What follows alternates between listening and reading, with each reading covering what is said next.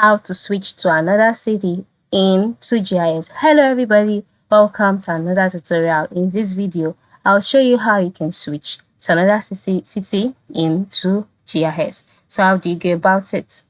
You must note that QGIS allows you to explore the intricacies, the hooks and crannies of cities. So if you want to switch to another city, it's also very possible. Once you're on your home page, move to the right side of the screen where you can see 3 horizontal lines.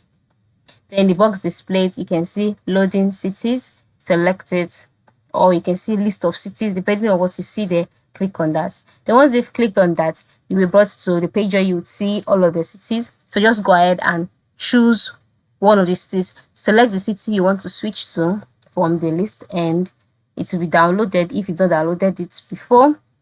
Or if you have downloaded it before, just click on the city and then you would switch it seamlessly. So this is how you can switch to another city into GIS. So I'm about to show you a practical example. Now that I have the city downloaded, I'm just going to click on this, and as you can see, I have switched from my previous city to the new city. So this is how you can switch to another city into GIS. Go ahead to try it out, and do not forget to subscribe and recommend this video to your friends and family. Thank you for watching.